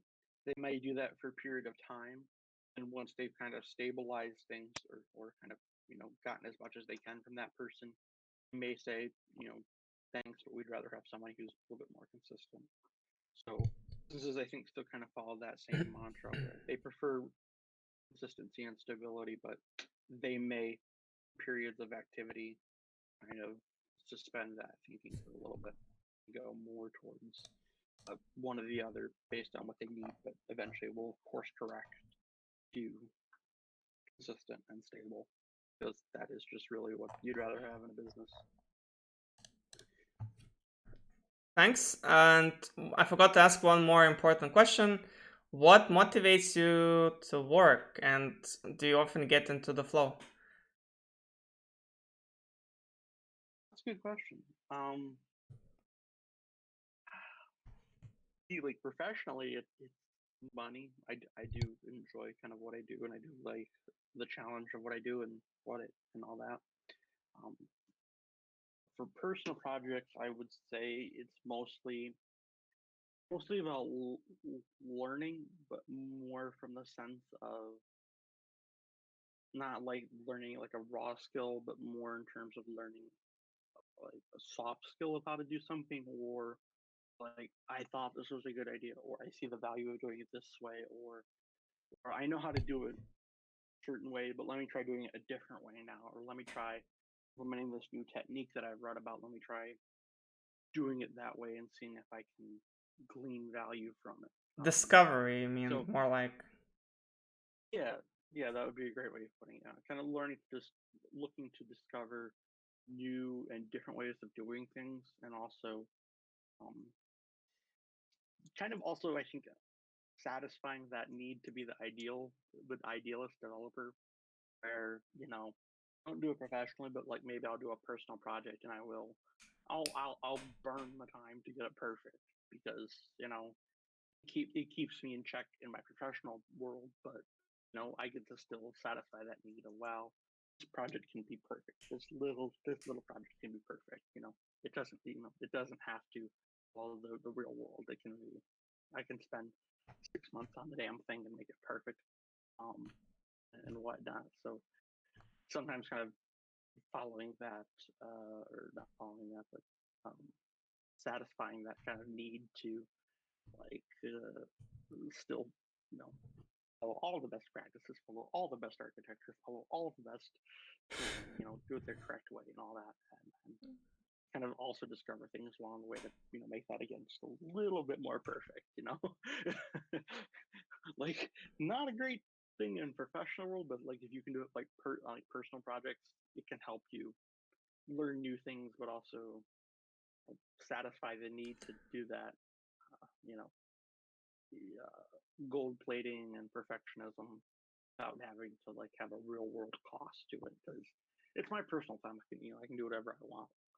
Right. So, and there are worse ways to spend. There are worse ways to spend time. Yeah, I see people who they binge watch Netflix, and it's like, okay, that's what you do for enjoyment. I kind of stare at a computer and type code like a people. It's just thinking like they're type monkeys, but type code on the screen and go a little bit insane where it's like, why doesn't this work, or why doesn't this language have this feature, or I don't like this. I want to refactor this. I want to rewrite all this. And that's what I do for enjoyment. And that's what motivates me in a lot of ways. It's just kind of um, always seeing if I can do it a little bit better, a little bit more perfect, or learn a new, better way of doing things. Um, Yeah. yeah, that's I I was actually gonna applaud you on some level, because I know that I shouldn't say forever, but I knew for a while you had used C Sharp but had not really done a lot of Java. Then relatively recently you've come over to the dark side of the force. Yes. And you said you've done Java and you've learned quite a few things about it, and whatnot. So I think that's really interesting too. Um, it's really good to hear, because I shouldn't say always, but I do consistently hear about people who complain or moan about Java being a slow language, it's a bad language, it's verbose, yada yada. And my always thought, or my thought always is rather that, is that something you feel from personal experience, or is that just something you've heard and reiterated? Yes, And a lot of parrots. times yeah, it's people who are like, yeah, that's what I heard about Java. I've never used the thing, but I'm gonna the rumor, kind of thing going. And it's like, well, if you use it, you realize it's no better or worse than a lot of other languages, and there are niceties to it, and there are ugly warts. But Yeah. your language has that, and I think that it's nice to see that somebody actually tried it and kind of learns a little bit about it, and Yeah. there are differences. That's Uh, really cool. How is that coming along, by the way? I just wanted to ask. um, it's okay. I mean, what was the last thing I was learning? I had lots of struggles when I was trying to get Maven working with JavaFX. I don't know, it just couldn't get packages. Like if I used Yep. Java, I think I was using Java 12, and it wasn't working with JavaFX at all. So I had to downgrade to Java 8. So I had those issues for I don't know what reason. So yeah, basically I had to just have a package which I think had Java 11, but then referenced that package to Java FX and not use anything that's above Java 8 from Java FX. I don't know why. They removed Java FX and Java 10. They removed it from Oh, the why? so. But when you they it was part of slimming down the JDK. They trying to get rid of stuff that is But not what's the supported. alternative? Java Swing. Swing is But Swing is Swing is the worse. original. True, but yeah, Swing has existed for a lot longer than Java FX has. Java FX came later, and one of the things they're trying to do with the JDK is they're trying to move stuff that is not absolutely essential for the JDK. Try Jesus. to say, oh, if you want that, go get it as a package. That's fine. For the raw JDK, you don't really need that. It's not, core to it's not core to the language. And then when you run it in after they remove it, if you try to run it against certain JDK, you do need to pass a few different parameters to the VM. So I use IntelliJ. I don't know what you use, but you do need to when you're trying to Yes. use Java FX, you do need to pass a few arguments to the virtual machine to get to correctly run. But Yes, you yeah, that do. I remember that doing that drove me crazy because it was not working for no reason. Because like fuck that. that that is something that I think trips up a lot of people. And because like usually GUI applications are like a very easy Yeah. thing to learn. So yeah, that is definitely something to where you can have a bad experience, and I did too. I'll be honest. I had the same experience where I just got frustrated and I said, "Fuck it, I'm using Swing because Swing's in the damn library or the JDK. Like, Yeah. I don't have to worry about dependency shit." So, but yeah, no, I understand a lot of what you're saying, and that is definitely very frustrating. It also annoyed me that I had to install a fucking designer separately. Oh yeah. You have to was it like J Scene Builder or something? No, Yeah. no, there was something from G, letter G. I think that was the one most popular. I don't know what that was. Okay, gotcha. Yeah, that is yeah. Fucked up. That's if you want to use like a GUI designer. I mean, the conventional way you do everything by code, which But is come on, one. being pixel perf, how do you understand where stuff is being placed? It's fucking insane. I will accept that compared to like HTML, where you want to center something on the damn screen, you're gonna have to pick an imperfect solution because Yeah, you're gonna but have to like do margin shit, and it's like fuck. yeah, but you can there are tools still where you can see the HTML refresh as I mean the preview of your HTML being rendered as you type. That's normal, but I mean that shit you need to compile, you need to fucking run. And with a designer, if you apply a theme, you run it and it's a fucking different thing, and I'm like, what the fuck? Why do you show me one thing but then it's not supported when it compiles? Yeah, That was that's annoying. yeah. I originally thought about using Java FX, but one of the other things I had found about it was that it has not received a lot of support or had not really gained a lot of traction. So But rather than why? because it was developed over, well, I shouldn't say developed. It came into leave for practice, I think 2015, 2016, something like that. I want to say. I don't know off the top of my head, but it had been a hot while since Java Swing had been around, and there had been so much stuff developed for Java Swing that um, it's more costly to rewrite a GUI application from Swing into FX, so a lot of people didn't. And so there was just a lot of like, yeah, Java FX is good, but there's all this other stuff for Java Swing, so let's just use that. And I think that's still kind of a lot of the prevailing attitude is Alright. FX was good, but it was just, too little too late to really kind of get people to go to it. Um, there's that. Now, A side note, just to say this because I think you'll appreciate it a little bit. I only actually learned how to use Java. Really kind of took Java seriously. Um, because I was trying to develop a wanted to see if I could develop a cross-platform C# app, and so my only two options for C# on Mac OS as a development environment were Visual Studio for Mac, which is not Visual Studio, it's Xamarin Studio repackaged and rebranded, and like it's not real Visual Studio, or JetBrains Rider, and I didn't like JetBrains Rider. Um, some of the stuff they had in there didn't work, and it was still very early on and buggy and crashy and whatnot. So it was like, well, yeah, I really don't want to deal with buggy, crashy IDE because A, that ain't fun. B, I don't have that kind of time. So I was like, well, let me use Java, like IntelliJ, and let me use the Java language. It's pretty close to C#, blah, blah, blah. And the IDE worked, and then like worked much better actually. So I was like, okay, I'm gonna use Java for this project or whatever, and just kind of ran it that way. But when I originally started Java, I hated it. I hated it with like a passion because I'm like, you had to write getters and setters for everything. What the fuck is this shit? I have to write all this extra boilerplate code. Why? Why don't I have proper generics? What is this shit?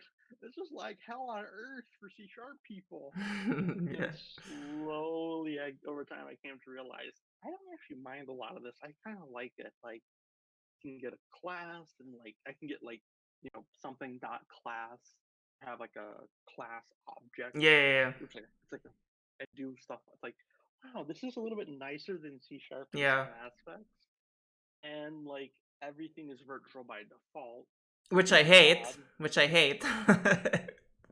Yeah, like I have everything. I set my ID up to make everything initialized or not generate to final. All Mm, the variables are final and everything, and I only do virtual whenever I need to. yeah.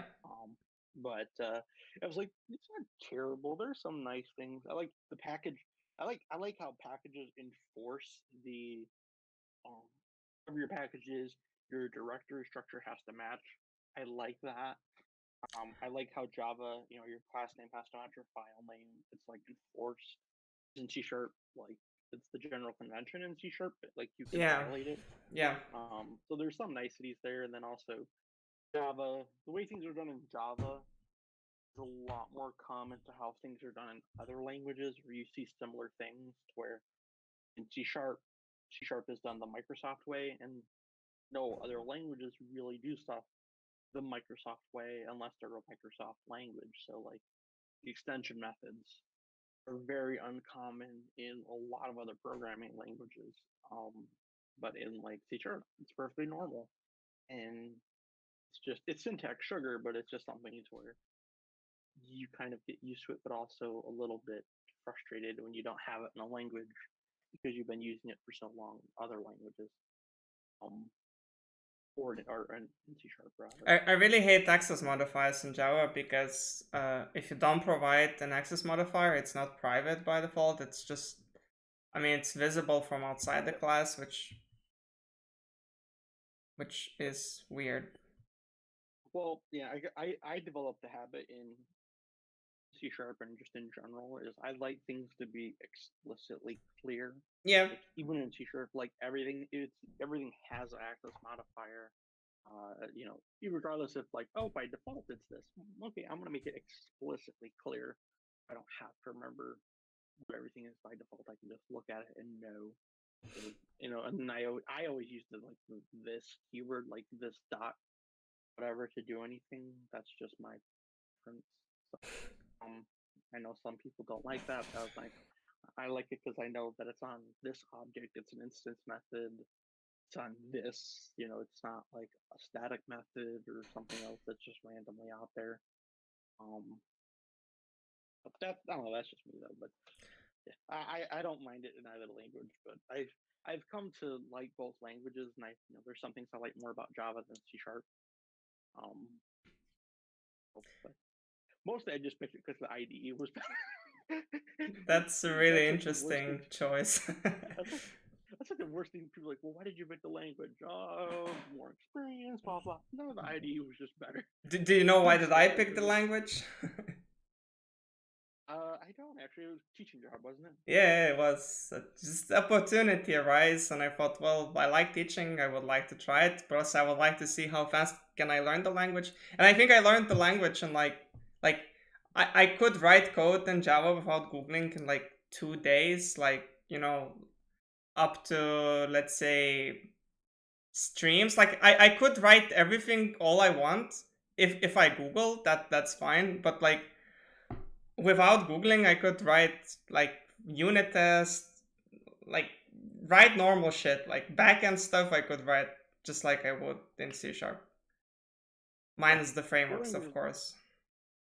the languages are very similar. Yeah, they.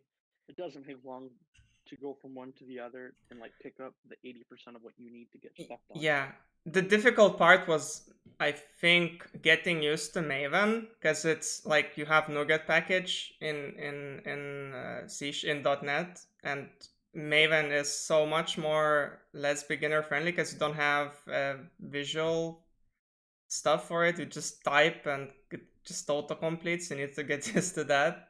You kind of need to know what you're after, not very fully, but at least have an idea, and then the like Maven will handle that for you.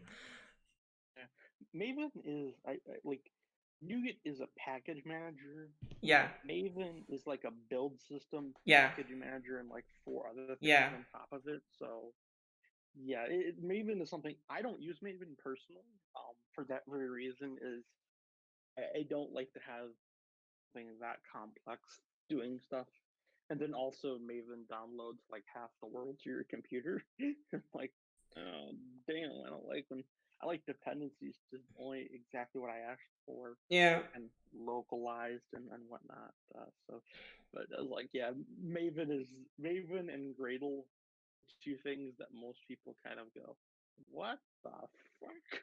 This is so freaking complicated or archaic. And I'm like, yeah, I can agree. Yeah. Oh, I use either manual dependency management and then Ant for my build process. So Mm. Ant was like the precursor to Maven, and it's a little bit more simpler, I think, in my opinion. It's you can use it as a pure build or not, yeah, just as a pure kind of build process if you want. It's a little bit more approachable in my mind, but Maven and Gradle. A lot of people say you don't use Maven and Gradle. Maven and Gradle use you. Wow. So yeah, because I tried using Maven and I'm like, what the hell's a palm? Like, what's a palm? Why can I not move a palm somewhere else? I just Why do use I have to have all this compile. ceremony? I just use the Uh, compile. I don't care about the rest. I don't care about all those 100 extra commands that I won't ever use. yeah, well, then I seen like a real world palm, and I'm like, holy shit, this has got like a kind of like I'm like, this is deleting directories, adding directories, publishing shit, and I'm like, I don't know if this is doing. This is like a programming language inside of Java. It's Yeah. like, damn. So I just that was something to where I shied away from over the years, and I was like, yeah, I don't need to go. If I need a jar or something, I'll just download it manually. We're like, well, what about updates? Okay, I'll check for an update every now and then. Like, I'm not using a ton of libraries, so I don't need to worry too much about it. But don't freak out. But yeah, that's definitely something that it trips up a lot of beginners and it's very adds a steep learning curve, I think, to learning Java.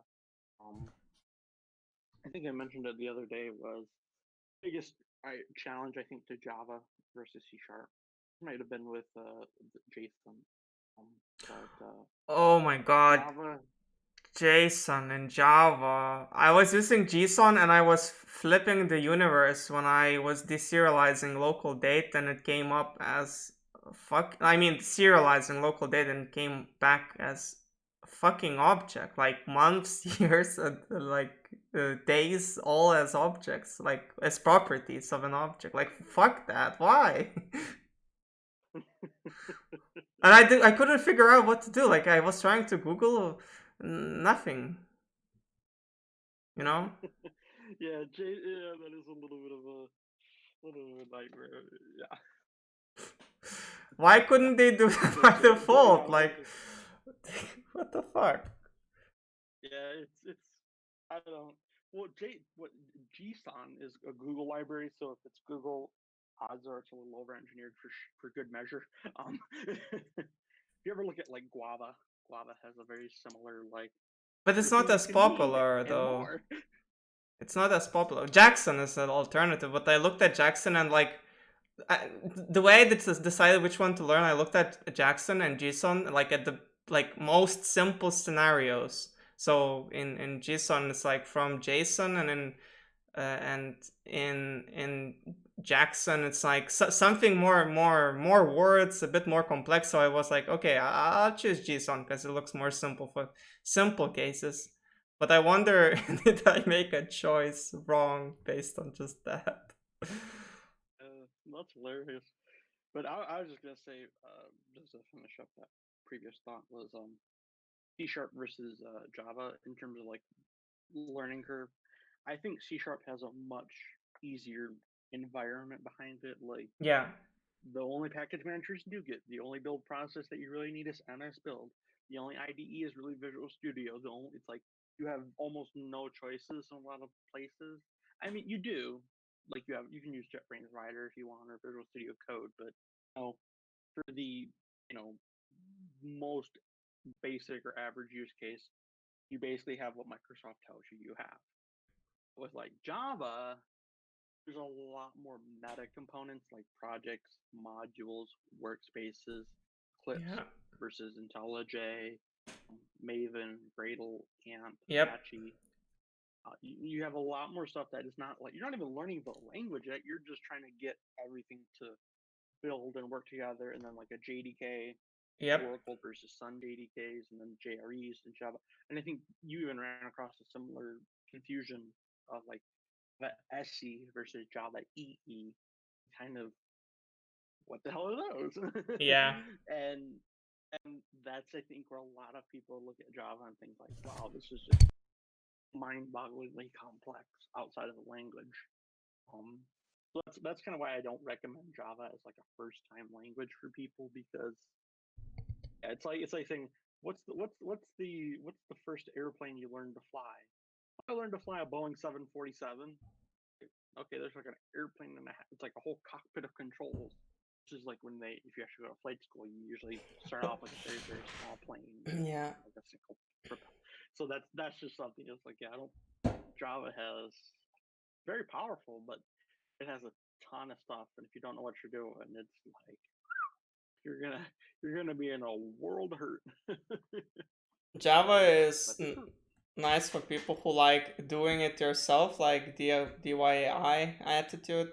Like it's really great also for people who like object oriented programming because I think it's very influenced by that paradigm. There isn't much functional programming other than I'd say like in C sharp you have LINQ, in Java you have streams. That that that I think is the biggest part where you would see functional programming in Java. well, Java really embraced the motto of everything is an object. Yeah, Everything. it's Literally pure. everything is an object. It's a pure object oriented language. It's C sharp isn't pure, but Java is pure. Well, I think Java's even gotten better where they've added things like the add functional interface, and then you have like consumer function, by consumer, by function, runnable. Like they have a lot of things now that you can do functional oriented stuff in. Um, so it's gotten a lot better, but yeah, for the longest of time, Java was like object oriented programming personified. Yes. Everything is an object. Everything is a class. Everything is an object. We don't believe in anything else but classes and objects. It's welcome to the promised land. And it's like, yeah, okay. Like I can see why people would either love or hate object oriented programming after using Java. It's very one-sided and yeah. So, but I think it's gotten a lot better since Java 8. It's really that was another biggest fear when I was going from C Sharp to Java. I was like, oh, I'm not gonna have a link anymore. It's gonna suck. I Yeah. like Link. You do so Yeah. much really cool shit and whatnot. oh, I'm not gonna have Entity Framework. Oh, I can't do a ton of really cool And stuff. Hibernate, yay. And Streams, and yay. Hibernate's like Entity Framework. Oh, that's such a cute little toy. Let me show you how it's really done. And Hibernate or Hibernate's just like miles better than Entity Framework. It blows it out of the water. Really? Yeah. Well, because Hibernate was developed long before Entity Framework was even an idea. But there And is an Hibernate on .NET as well, but nobody uses it. yeah, and Hibernate was inspired by Hibernate from Java. Yeah, and nobody used it because well, Entity Framework is Microsoft sponsored. Oh, So okay. that's kind of the hard part to beat. It's like Microsoft developed Entity Framework, so they can just they have better marketing and better ways to make it look like the proper way of doing it. Where Hibernate's an individual or not really an individual anymore, but like it's a community driven project. Now I want to It's learn still very and compare. well, yeah. I'll be honest. I've never used Hibernate. I did try it out, and excuse me, and I did take a look at it, but I've never used it any more than that, so I don't know what's going on with it. But I Right. remember it was more of a it was more of a third party, not Microsoft thing. So a lot of people didn't use it because well, Microsoft didn't make it, so that was the prevailing attitude. Right. It's kind of funny because it's kind of funny to realize that because coming over to Java, you also have a lot of different things in Java. You have like and another thing a lot of people don't realize, Java does things based on specifications. Like there's the JPA specification, Java Persistence API. That's not an implementation, that's a specification. Now, ORMs and other software conform to that specification. Hibernate conforms to it. Juke or JOOQ conforms to it. And then there's some others that conform to it, and they use JDBC utilities, which are Java Database Connection, you know, stuff that you can use to the JPA or against the JPA. But a lot of people kind of get tripped up by that. They don't realize JPA is a specification; it's not a library. Because I even got tripped up by that when I'm like, "Where's the JPA library? I want to use the JPA library. Why isn't nobody giving me a download to the JPA library? What the hell?" And then like then one point, it's just a bunch of interfaces. It's not anything that you can download. It's like saying you want to download a what is it? Let's see, Ah, iQueryable. It's like saying I yeah. want an I iQueryable. enumerable. Queryable. Yeah, it's like you can't. It's just a specification. It's not a Right. thing. So that was something that tripped me out for a while. So I was like, I don't understand why people are trying to hide the JPA from me. I want the JPA. So that was hilarious though. But yeah, I think that's just something that trips people up. But I think overall languages are very similar. You could easily go from one to the other once you have experience in one of them. There are some things that get tricky, like Java doesn't have reified generics, or it, it proper generics. it does. No. They're not proper generics. Why Like not? in C Sharp, I'm amazed that you don't know this because this is a good topic. Um, in Java, generics are just a compiler trick. It compiles down, it does type erasure, it gets rid of the Oh generics, and it shit. makes some bridge code.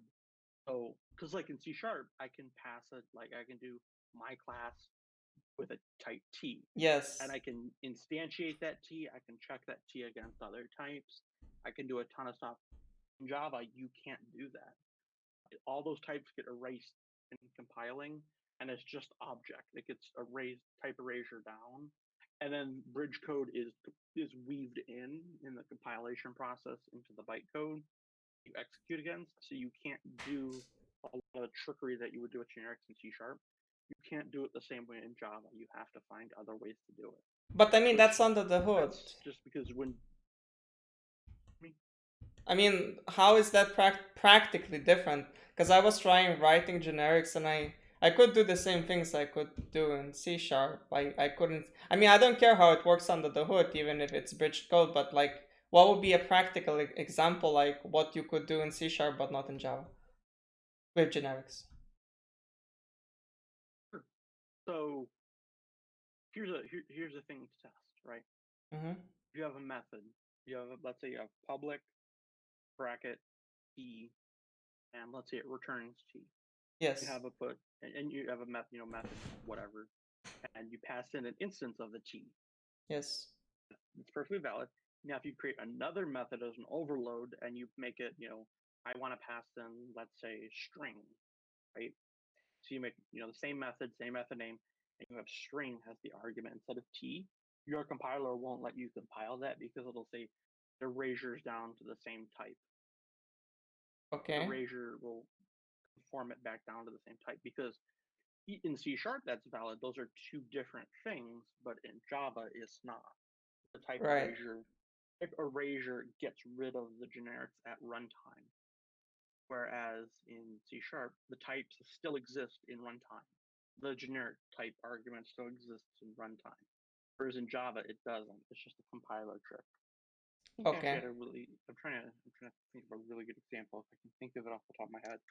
Java generic type erasure, because this is something that kind of made me ever so not happy. I use Java because I'm like, oh, I can't do all the same trickery I did with generics and C sharp, like reflectively iterate over certain things on them, or do like instantiate. Like in C sharp, you can do new t. Like if you put the constraint on the t, of course, but you can like still new an instance up if you want in a method. There's no way to do that in Java. Um, You because couldn't the do it t, through reflection? no, because you can't get the class. I mean, You're past the type t, but you don't know what that class is. You don't know what that oh, type is. so T class is non-existent. Like T, I cannot get class from T. That is correct. Yeah, Oh my there's god. no way to Okay. figure out. Okay. So you Okay. would have This is enough.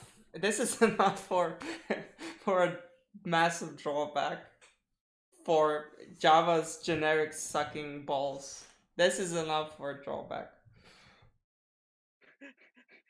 it's yeah, well you have to understand from a history perspective is that Java did generics before C sharp did, so they took a stab at a way of doing it, and they wanted to do generics to where it wouldn't break prior code or interfere with prior code, so they did it that way, and then C sharp had the advantage of, well, here's how we do it, and here's how we learn from Java's mistakes. We're going to do it this way, Yeah. and so you kind of get that different perspective where it's just something like, well, wish we had known earlier, but oh well, we're stuck with it. So yeah, like I would say, take some time, do some research into it, or do some experimenting in it, where you'll find that generics in Java have a little bit more edges to them, where you can't do a lot of the same stuff you would do in C sharp, or especially if you really, really, really abused generics in C sharp. In Java, you really can't do a lot of it the same way. You have to work around it a little bit differently and kind of um, handle it a different way because the generics don't exist at runtime. They only exist in source code and then they're compiled away. Um, that's kind of important because when you're trying to execute code against a generic, you have to kind of know that it won't exist. Um, I guess a type, but like you can't do get class. That you can't do things like um, if t is of type blah blah blah, then do this. Else if t is of type blah blah blah, do that. Yeah, like that's just a simple example, but You can at least cast ST. That for sure is available. Thank God. you can cast. Yep, you can absolutely cast. You can't check the type. You can't can't interrogate it. You can't say, what is type T really? Like, is it an integer? Is it a string? Um, you can't check the type. You have to try to. You think you can try casting it, but I don't think. I think you might run into crashes if the cast can't be done. Um, I mean, that does, you that can is do a something safe interesting. cast. Like if you pass T, you can cast this T and return that. I when would you need that? I don't remember. In C Sharp, you would need that if you create T and then return it as T. I don't remember specific cases anymore. Oh Yeah, right, I, if you constrained, I actually don't remember. Sorry. that's fine. Yeah, there are a lot of generics work very differently in Java than they do in C Sharp. I'll Yeah. just kind of say it that way. Is they work very differently, and it's very dangerous to assume that they don't or that they work in a similar fashion. That's probably the number one way to say it is don't don't ever take any C sharp assumption that we've learned or learned about from generics C sharp.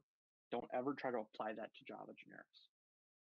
Try to always think that Java generics function completely differently. It's kind of a safer mentality in the grand Yeah, scheme of things. makes sense. That's because that was something I struggled with for a while, but also it's kind of like, when are they gonna get on to fixing that? And the answer was like probably never, because it's just it's too far gone. It's you fix it.